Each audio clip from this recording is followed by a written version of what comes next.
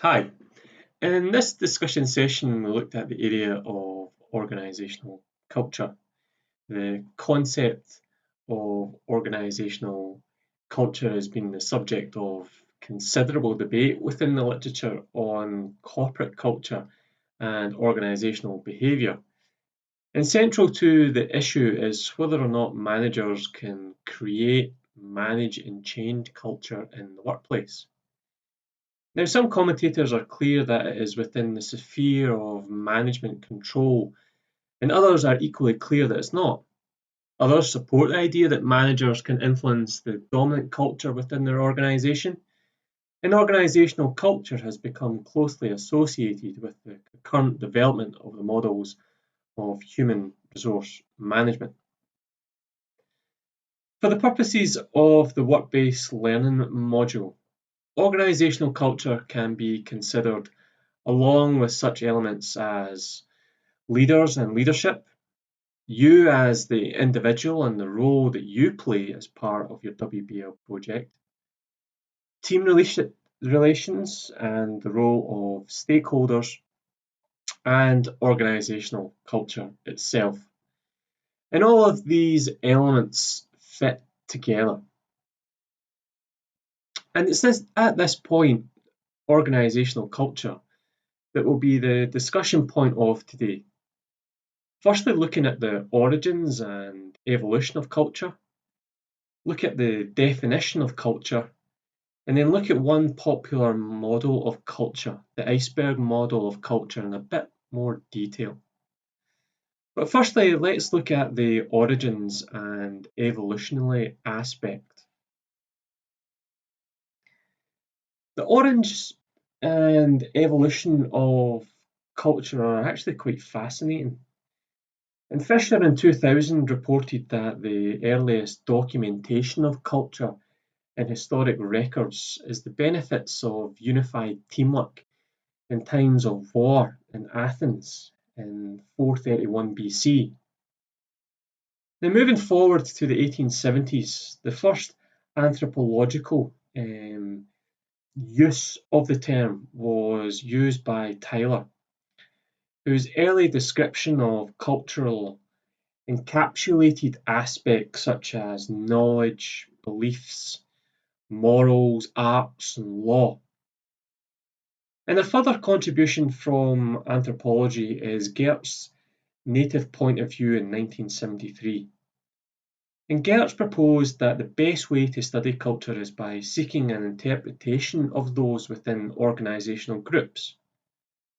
And indeed, within that approach to organisational culture is the expression of culture as a system used for communicating and developing attributes, and an acknowledgement that culture is capable of change. Scientific management theory, or Taylorism, has its origins in studies of production and the production of workers. Now, Taylor was interested in how workers could increase their productivity through a detailed process of evaluation of the component parts of the task. Max Weber, in his bureaucratic theory, stressed the importance of hierarchical structures to bring about clear lines of accountability, of stability, of specialisation and unity, which cause and effect feature prominently in understanding how organisations function. The Hawthorne experiments in the 1920s and 30s are often quoted as the founding studies in human relation theory, as the importance of sociological as well as financial factors in productivity that were noted. Pettigrew in 1979 explored organisational structures that create and support or even reduce power. The rise of organisational culture stemming from the Asian economic boom during the 1980s includes the work of Deming. And Deming in 1994 was followed by the resurgence in organisational studies grounded in research, which sought to understand the influence of national and organisational culture with regard to motivation, commitment, and performance. Institutional logic was developed from the exploration of institutions within the neo-institutional theory and provides organizing principles that refer to the belief systems and related practices within organizational field. DiMaggio cites culture as a toolkit whereby environmental situational cues are important in determining interpretation, with actors particularly autonomous in developing cognitive organizational processes. Institutional logic explores the influence and impact of senior leaders as cultural entrepreneurs, and that was a term introduced by DiMaggio in 1982 to describe actors who use categorization and storytelling in bringing people together, and in doing so reshaping organizations and their environments. So that is a snapshot of organizational culture. But what about the actual definition of organizational culture? Well, as organizations are socially constructed entities consisting of structures, individuals, and groups of individuals required to interact and behave in particular ways, it's not surprising that the influence of cultural theory and anthropological approaches have been significant. Culture itself is subject to many different definitions and interpretations, often dependent upon the scholastic and ideological position of the person addressing the issue. The literature regarding the development of the concept of organizational culture is sometimes notable for its desire to cite simplistic definitions, normally followed by immediately and highly conjectural and divergent analysis of what actually turns out to be quite a significantly complex and ambiguous entity. Porter, Laurel, and Hackman give us an early one-liner. They state that organizational culture is a set of customs and typical patterns of ways of doing things. In a similar vein, Dean and Kennedy argue a strong correlation between behavior and organizational values and structure. Strong culture companies communicate exactly how they want their people to behave. Legg in 2005 notes the often used definitional phrase of "it's the way we do things around here" as typifying the work of Deal and Kennedy. Schrein views organizational culture as a multi-level and multi-dimensional phenomenon. He defines organizational culture as outlined here as a pattern of shared basic assumptions that the group learned as it solved its problems of external adaptation and internal integration that has worked well enough to be considered valid and therefore to be taught to new members as the correct way you perceive, think, and feel in relation to those problems. Stein believes organizational culture to be the accumulation of shared learning arising from a shared history, and views it as a means by which to explain behaviours and responses within groups. And central to the way that groups behave is the need to address two fundamental problems related to survival, growth, and adaptation to the environment in which they operate, and the internal integration that permits the functioning and adaptation within that environment. Organizational culture has been described as a process which draws together history and everyday practice. It has different layers or levels. The deeper underlying level regarded as the true culture or the essence of culture. The Iceberg model of culture, which was created in 1976 by an American anthropologist, Edward Hall, clearly represents the different levels of culture. Some aspects described as artifacts are clearly visible at the tip of the iceberg. These include aspects such as the dress code, the language, the building itself. Articulated values lie on or near the surface, and deeper underlying aspects of culture, such as shared assumptions, include hidden reward and punishment systems.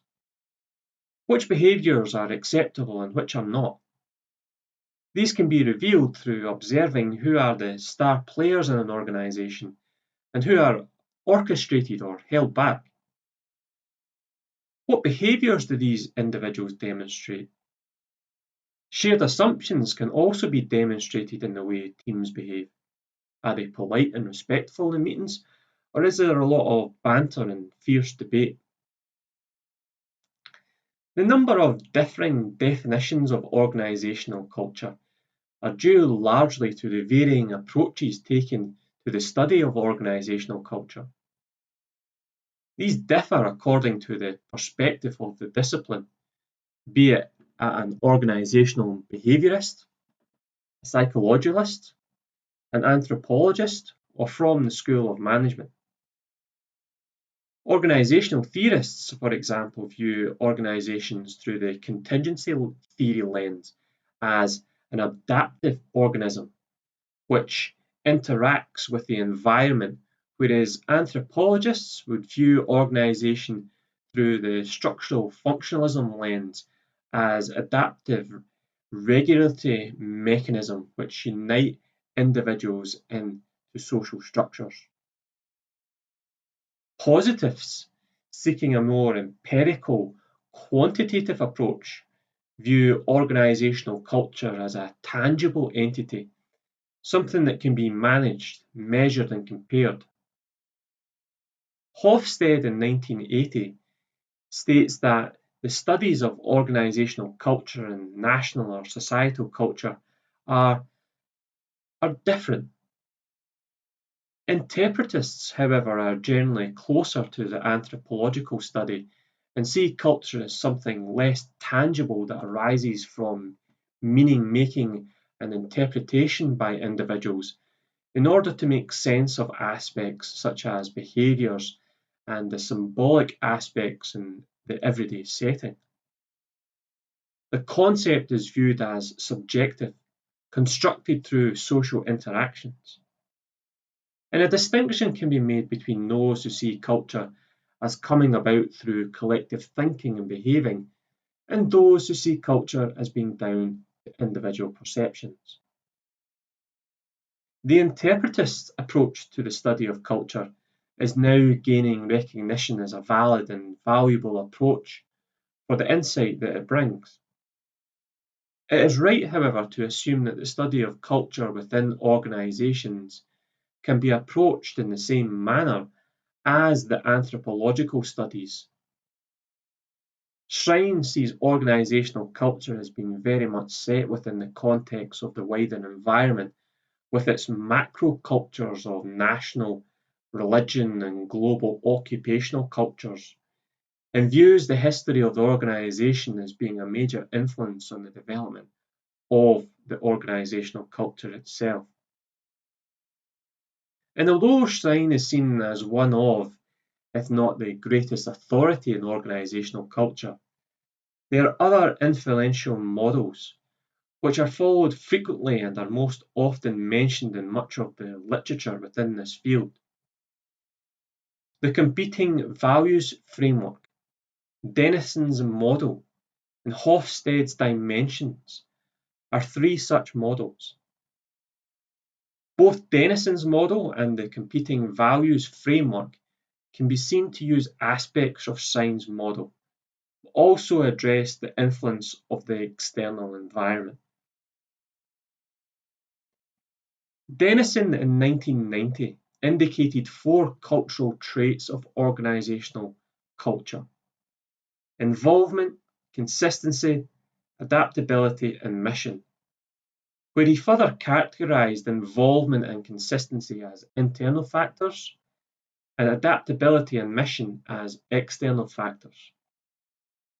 These four cultural traits of organisational culture model are important in establishing and sustaining an effective organisational culture within an organisation. Denison indicated that when employees participate in the organisational decision-making process, they would build a sense of ownership and obligation towards the organisation. Now, Hacker found a positive relationship between high employee involvement in the decision-making process and organisational performance. But Gibbons argued that a high level of involvement in numerous activities results in a lack of specialisation. And it's actually difficult to identify the individual responsible for particular tasks. In an effective organisational culture, business managers use the mission and vision to establish short-term and long-term goals of the organisation. Business managers use the organisation's mission to provide appropriate direction to internal and external stakeholders. And that is as much as I'll highlight in this short recap video on Denison's organisational culture model. But what I will say is that these are areas that you can touch upon within your work-based learning project. Look at internal and external stakeholders. Use your organisation's mission to provide direction to internal and external stakeholders. Leadership theory and indeed culture itself are areas that can be highlighted within your WBL assessments and developed. So, what can be concluded is that the area of organisational culture is a complex one. Although the concept of culture within organisations is ambiguous and difficult to define, there are features and characteristics within the various definitions that occur and reoccur, often within the broad understanding that culture is a system of publicly and collectively accepted meanings and behaviours operating for a given group at a given time.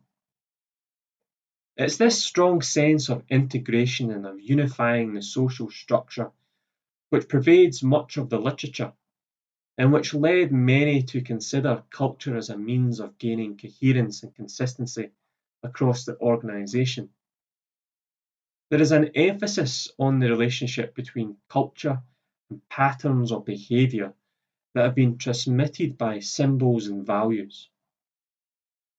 There is a further emphasis on the norms and values, the beliefs and attitudes that are encouraged and ultimately shared by members of the organisation. And these are areas that you can begin to research for yourself, from undertaking the core modules on the programme and from your extended reading around this area. On that point, I've highlighted some reference material here that you can get started with in this process, looking at organisational culture in more detail. Look at the work by Denison, of Hofstede, of Korter and of Schrein, particularly the latter, who's seen very much within the field of organisational culture as a very good resource to use. Thank you very much for listening.